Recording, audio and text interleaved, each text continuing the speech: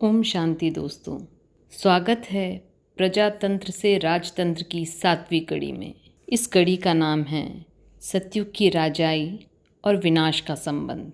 परमात्मा आकर विश्व में राजशाही की स्थापना करते हैं, परंतु आज विश्व में सर्वत्र प्रजातंत्र की राजव्यवस्था है और विश्व में महाविनाश भी होने वाला है, जिसमें सारा भौगोलिक और ऐतिहासिक परिवर्तन होगा। तो इन सब परिस्थिति में विश्व में राजशाही की पुनः स्थापना कैसे होगी, इसके क्या क्या विधि विधान हैं, वह भी परमात्मा ने बताया है। परमात्मा आकर सतयुग की राजाई की स्थापना करते हैं। उसके परिणाम स्वरूप पुरानी दुनिया का विनाश भी होता है, जिससे प्रजातंत्र का अंत होता है और विश्व में राजशाही की स्थापना होती है। बाबा ने अनेक बार ये भी कहा है कि जब तक राजाई की स्थापना नहीं हुई है, तब तक विनाश या महाभारत लड़ाई लग नहीं सकती। जब राजाई की स्थापना अर्थात नई दुनिया की स्थापना पूरी होगी, फिर विनाश शुरू होगा और सब आत्माएं अपने घर मूल वतन शांति धाम चली जाएंगी। फिर तुम यहाँ आकर सतयुग की दैवी राजाई में जन्म लेंगे, प्रिंस प्रिंसेस बनेंगे। बाबा कहते हैं, जब तुम पावन बन जाते हो, सतयुगी राजाई के योग्य बन जाते हो, अर्थात सर्वगुण सर्व संस्कार धारण कर लेते हो, तो तुम्हारे लिए राजाई चाहिए। उसके लिए पुरानी दुनिया का विनाश होता है और तुम सतयुग की राजाई का राज्य भाग्य पाते हो। 8/9/2010 के साकार बाबा के रिवाइज्ड मधुर महावाक्य हैं, जिसमें बाबा कहते हैं, जिस तरफ साक्षात परमपिता परमात्मा हैं, उनकी विजय निश्चित है। अभी तुम्हारा है योग बल, जिससे तुम माया पर विजय पाते हो, परंतु इसको ना समझने के कारण शास्त्रों में असुरों और देवताओं की लड़ाई लिख दी है। सतयुग त्रेता में ये मन मनाभव का मंत्र होता नहीं है। इस मंत्र से तुमने राजाई पाई है, फिर उसकी दरकार रहती नहीं है। 9/9/2010 के साकार बाबा के रिवाइज्ड महावाक्य हैं, जिसमें बाबा कहते हैं, पवित्र तो सारी दुनिया बनती है, तुम्हारे लिए स्वर्ग की स्थापना करते हैं। यह ड्रामा अनुसार होना ही है, यह खेल बना बनाया हुआ है। तुम पवित्र बन जाते हो, फिर विनाश शुरू हो जाता है। इस ड्रामा को अभी ही तुम समझ सकते हो। जब तक राजधानी स्थापन ना हो जाए, तब तक विनाश नहीं होगा। तुम बहुत गुप्त वॉरियर्स हो। 13/8/2010 के साकार बाबा के मधुर महावाक्य हैं, जिसमें बाबा कहते हैं, यह भी तुम बच्चे जानते हो कि विनाश भी आने का है जरूर, जिसकी तैयारियां हो रही हैं। नेचुरल कैलामिटीज़ की भी ड्रामा में नूंद है। कोई कितना भी माथा मारे, परंतु तुम्हारी राजधानी तो स्थापन होनी ही है। कोई की ताकत नहीं जो कोई इसमें कुछ कर सके। बाकी अवस्थाएं तो नीचे ऊपर होंगी, क्योंकि राजधानी में सब प्रकार की चाहिए। 27/7/2010 के साकार बाबा के रिवाइज्ड महावाक्य हैं, जिसमें बाबा कहते हैं, तुम बच्चों को निश्चय है कि बाप नई दुनिया स्वर्ग की स्थापना कर रहे हैं। यह पुरानी दुनिया खलास हो जानी है। सागर की एक ही लहर में सारी पृथ्वी डामाडोल हो जाएगी। विनाश तो होना ही है। नेचुरल कैलामिटीज़ किसको भी छोड़ती नहीं हैं। 26/7/2010 के साकार बाबा के रिवाइज्ड मधुर महावाक्य हैं, जिसमें बाबा कहते हैं, तुम्हारी माया से युद्ध तो अंत तक चलती रहेगी। यह भी जानते हो महाभारत लड़ाई होनी है जरूर, नहीं तो पुरानी दुनिया का विनाश कैसे हो। तुमको अपना राज्य भाग स्थापन करना है, तो आपस में मिलकर राय करनी चाहिए कि कैसे कैसे सर्विस करें, जिससे सभी को पैगाम मिल जाए कि अब इस पुरानी दुनिया का विनाश होना है। भगवान नई दुनिया स्थापन कर रहे हैं। 21/7/2010 के साकार बाबा के रिवाइज्ड मधुर महावाक्य हैं, जिसमें बाबा कहते हैं, बाप आकर तुमको नर से नारायण बनाते हैं। तुम्हारा भी फर्ज है अपने हम जिन्स की सेवा करना, भारत की सेवा करना।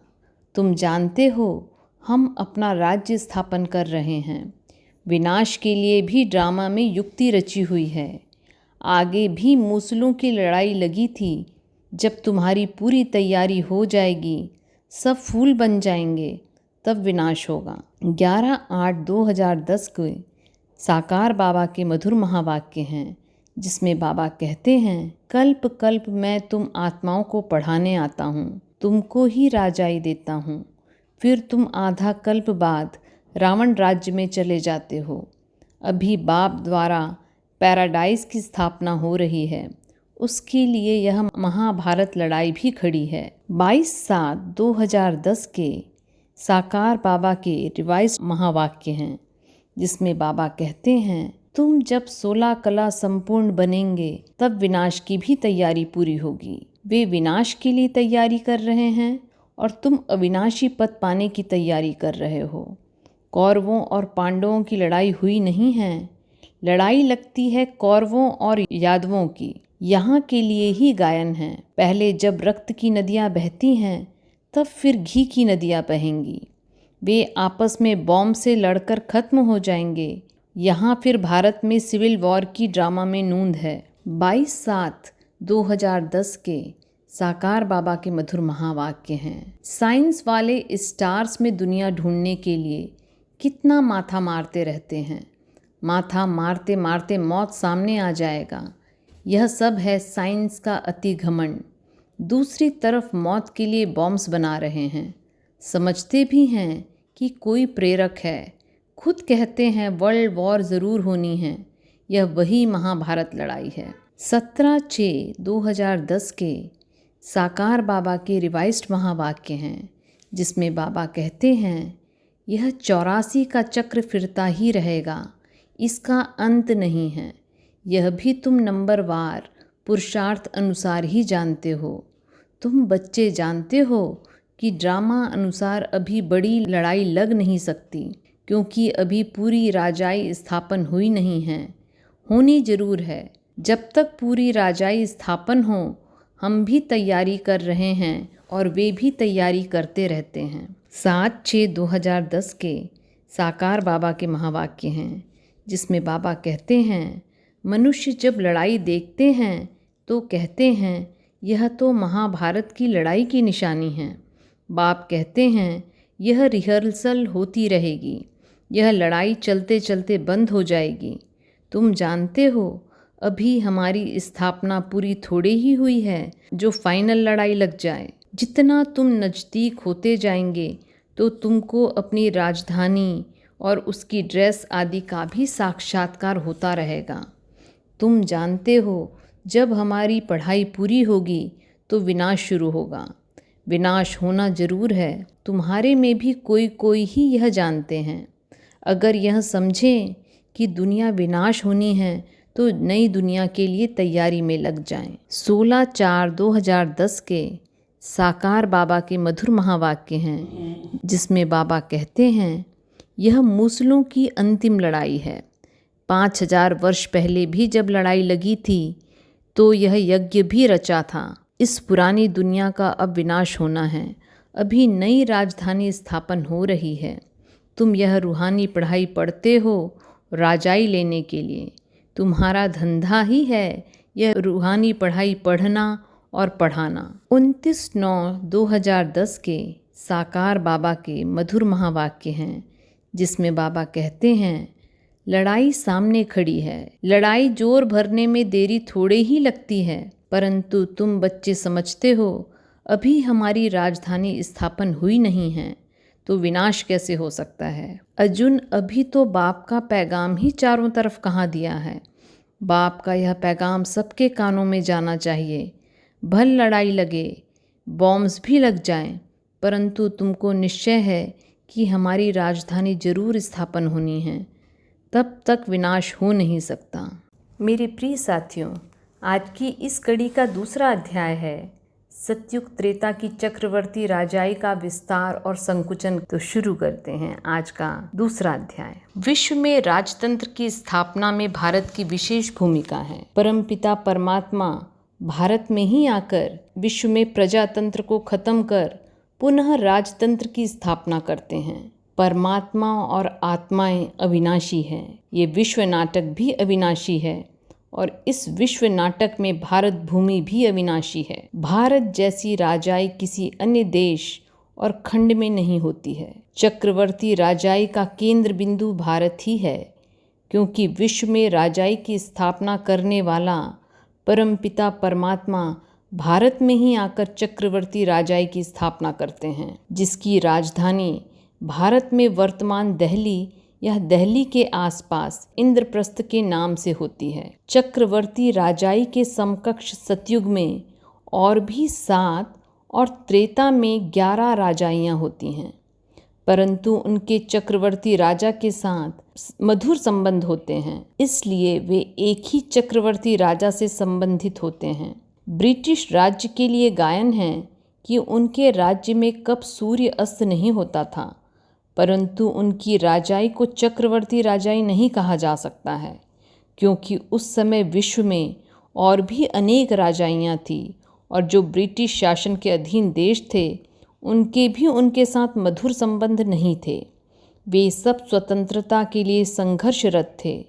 बाबा ने कहा है, सतयुग में राजाई की 8 गद्दियाँ और त्रेता में 12 गद्दियाँ चलती हैं। भारत में ही दैवी राज्य और आसुरी राज्य चलता है। अभी परमात्मा द्वारा दैवी राज्य की स्थापना होती है, फिर भारत में ही आसुरी राज्य भी होगा।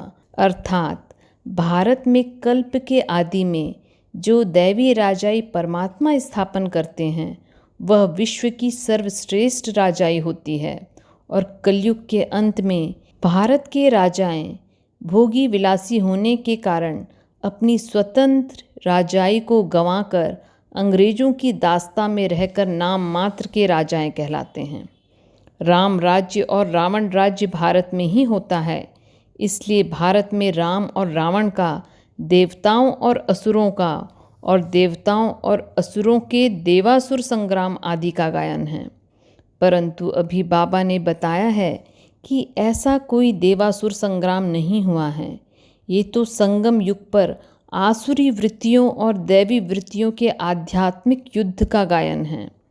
परमात्मा ने कहा है, जैसे परमात्मा बाप की महिमा अपरम अपार है, वैसे ही भारत की और भारत की दैवी राजाई अर्थात स्वर्ग की महिमा भी अपरम अपार है। भारत सर्व आत्माओं के परमपिता परमात्मा की अवतरण भूमि है, इसलिए प्रायः सभी देशों, सभी धर्मों, सभ्यताओं का भारत के प्रति आकर्षण रहा है, और समयांतर सभी मुख्य धर्म और सभ्यताओं ने भारत भूमि पर किसी न किसी तरह से राज्य किया है और परमात्मा से वर्षे में मिली यहाँ की धन संपत्ति का उपभोग किया है। ये भी इस विश्व नाटक की अविनाशी नोंद है। इसका विधि विधान है, जिसका राज भी ज्ञान सागर परमात्मा आकर इस संगम युग पर बताते हैं। अब प्रश्न उठता है कि यथार्थ भारत क्या है, कैसा था और कैसा होगा। वास्तव में कल्पांत में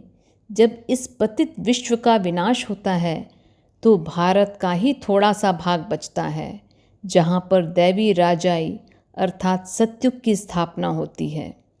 फिर विश्व नाटक के नियमानुसार जैसे जैसे आत्माएं परम धाम से इस विश्व रंगमंच पर अपना अविनाशी पाठ बजाने के लिए आती जाती हैं, वैसे वैसे भारत की राजाई का या भारत का विस्तार होता जाता है, और यह विस्तार आधे कल्प तक अर्थात त्रेता के अंत तक सतत होता रहता है। भले ही वहाँ कई राजाइयाँ होती हैं, परंतु वे सब एक ही चक्रवर्ती राजाई के अंतर्गत प्रेम और सद्भाव से चलती है, और सारा विश्व भारत ही होता है।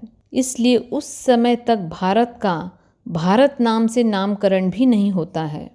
उस समय का भारत या दैवी राजाई आज के मिस्र, यूनान, सुदूर मध्य एशिया, इंडोनेशिया आदि तक होता है। इसलिए ही उन देशों में दैवी सभ्यता के कुछ नाम मात्र चिन्ह मिलते हैं। इस प्रकार वहाँ तक एक ही चक्रवर्ती राजाई होती है, जिसका केंद्र बिंदु अर्थात राजधानी वर्तमान दिल्ली के आसपास जमुना के कंठे पर होती है, और उसको इंद्रप्रस्थ कहा जाता है। त्रेता के अंत और द्वापर के आदि में जब दैवी धर्म और सभ्यता का पतन होता है और आसुरी सभ्यता का उदय होता है तो उस समय विश्व में कुछ विशेष उथल पुथल होती है, जिससे पृथ्वी जो 90 अंश पर सीधी होती है वह 23.5 अंश पर झुक जाती है, जिससे सागर और नदियों के बहाव में परिवर्तन होता है, जिससे जो एक खंड के रूप में विश्व था वह कई खंडों में विभाजित हो जाता है। उसके बाद दक्षिण पश्चिम में इब्राहिम, उत्तर पश्चिम में क्राइस्ट आदि धर्म पिताएं आकर अपने धर्म की स्थापना करते हैं और उस धर्म की कलम आदि सनातन देवी देवता धर्म से अर्थात आदि सनातन देवी देवता धर्म की आत्माओं से ही लगती है। बौद्ध धर्म की स्थापना तो भारत में ही होती है और उसका विस्तार पूर्व में होता है। पहले उन सभी धर्मों में देवी देवता धर्म की आत्माएं ही परिवर्तन होती हैं और उनके यहाँ उस धर्म की आत्माएं ऊपर से आकर जन्म लेती हैं। फिर जब उस धर्म वंश की आत्माएं ऊपर से आती जाती हैं और उनकी वृद्धि होती जाती है, तब वे अपनी नई राजाई विभिन्न स्थानों पर स्थापन करते हैं। उसको पहचान देने के लिए उस देश और धर्म का नामकरण करते हैं। तब जो देवी देवताओं की चक्रवर्ती राजाई होती है वह खत्म हो जाती है और जो राजाई इंद्रप्रस्थ अर्थात वर्तमान भारत के अधीन रहती है वह भारत कहलाती है, अर्थात भारत का भी नामकरण होता है। इस प्रकार जो त्रेता के अंत तक भारत की चक्रवर्ती राजाई का विस्तार होता रहा और द्वापर से उसका संकुचन आरंभ हो जाता है। जो संकुचन होते होते भारत वर्तमान रूप में आ जाता है। अभी स्वतंत्रता के समय भी भारत में जो प्रजातंत्र की स्थापना हुई है उसमें भी भारत के 3 भाग होकर पाकिस्तान, बांग्लादेश और भारत बना है, अर्थात भारत की सीमाओं का संकुचन हुआ है। भारत की चक्रवर्ती राजाई के उत्थान और पतन की कहानी अति रोचक है और उसका उत्थान सतयुग के आदि को कहें या त्रेता के अंत को कहें, यह भी विचारणीय विषय है। वास्तव में दैवी राजाई का चरमोत्कर्ष तो सतयुग का आदि को ही कहा जाएगा, परंतु विस्तार त्रेता के अंत को कहा जाएगा। बाबा ने भी कहा संपूर्ण स्वर्ग तो सतयुग की आदि को ही कहा जाएगा। उसके बाद तो कलाएं कम होती जाती हैं, जिससे सुख में भी कमी आती है। सतयुग में 16 कलाएं होती है और त्रेता युग में 2 कलाएं कम हो जाती है। 23/8/2010 को साकार बाबा के रिवाइज्ड मधुर महावाक्य हैं, जिसमें बाबा कहते हैं, तुम जानते हो हम भारत की सेवा कर दैवी राज्य स्थापन करते हैं, जहां हम फिर राज्य करेंगे। अभी यह पुरानी दुनिया जलकर बिल्कुल खत्म हो जानी है। यहाँ जो कुछ देख रहे यह सब रहने का नहीं है। तुम सब नंबरवार पुरुषार्थ अनुसार अपने तन मन धन से भारत को स्वर्ग बनाने की सेवा करते हो। अभी हम श्रीमत पर राम राज्य स्थापन करते हैं। 19/8/2010 के साकार बाबा के रिवाइज्ड मधुर महावाक्य हैं, जिसमें बाबा कहते हैं, ब्राह्मणों का है कुल, ब्राह्मणों की डायनेस्टी नहीं है। डायनेस्टी तब कहा जाए जब राजा रानी बने। राजा रानी माना ताज हो, सिंहासन हो, राजधानी हो। बाबा ने समझाया है, भारत में पहले डबल सिरताज राजा रानी थे, फिर सिंगल ताज वाले बन जाते हैं। इस समय 9 ताज। यह भी अच्छी रीति सिद्ध कर बताना है। बता वे सकेंगे जिनकी धारणा होगी। 16/8/2010 के साकार बाबा के रिवाइज्ड मधुर महावाक्य हैं, जिसमें बाबा कहते हैं, यह हार जीत की कहानी भी भारत की ही है और सब खंड तो बाई प्लाट्स हैं। भारत में ही डबल सिरताज और सिंगल ताज वाले राजाएं बनते हैं। भारत के देवी देवताओं के सिवाय और कोई खंड में और किसी बादशाह को लाइट का ताज नहीं होता है। बाप दिन प्रतिदिन तुमको बहुत गूह्य से गूह्य बातें समझाते रहते हैं, फिर जो जितना बुद्धि में बिठा सके। 18/8/2010 के साकार बाबा के महावाक्य हैं, जिसमें बाबा कहते हैं, इस समय भारत सबसे गरीब है। गरीबों की सेवा करने के लिए ही बाप आते हैं। तुमको बेहद के बाप से बहुत मदद मिल रही है। इतनी मदद कोई दे ना सके। तुम बच्चों को बाप विश्व की बादशाही देते हैं तो हौसला बहुत बुलंद चाहिए। 1/7/2010 के साकार बाबा के रिवाइज्ड महावाक्य हैं, जिसमें बाबा कहते हैं, अपने को आत्मा समझो। ड्रामा अनुसार आधा कल्प तुम देह अभिमानी हो रहते हो, अब देही अभिमानी बनना है। ड्रामा अनुसार अभी इस पुरानी दुनिया को बदल नया बनाना है। नई दुनिया में नया भारत था, उसमें देवी देवताओं का राज्य था। जमुना के कंठे पर उनकी कैपिटल थी, जिसको परिस्तान भी कहते हैं। 13/5/2010 के साकार बाबा के महावाक्य हैं, जिसमें बाबा कहते हैं, समझना चाहिए कि हम अपना खर्च करते हैं, हम कोई से भीख या डोनेशन नहीं लेते हैं। बाप आकर राजयोग सिखलाकर आदि सनातन दैवी राजधानी की स्थापना कराते हैं। भारत में दैवी धर्म की राजधानी थी, अभी नहीं है। बाप कहते हैं, मैं फिर से दैवी राजधानी स्थापन कराता हूँ। भक्ति में भी खुशी होती है, बहुत खुशी में नाचते रहते हैं, परंतु नीचे उतरते आते हैं। भक्ति में रचता और रचना को कोई भी नहीं जानते हैं। रचता बाप और रचना के आदि मध्य अंत को जानने से तुम क्या बनते हो और ना जानने से तुम क्या बन पड़ते हो। जानने से तुम सॉल्वेंट बनते हो और ना जानने से वे ही भारतवासी इनसॉल्वेंट बन पड़ते हैं। 10/5/2010 के साकार बाबा के महावाक्य हैं, जिसमें बाबा कहते हैं, भारतवासी सारे विश्व के मालिक थे, तुमको वह विश्व का राज्य सिर्फ याद के बल से मिला है, अब फिर मिल रहा है और कल्प कल्प मिलता है, इस याद के बल से और पढ़ाई के बल से। पढ़ाई में भी बल होता है, क्योंकि पढ़कर बैरिस्टर आदि बनते हैं तो बल हुआ ना।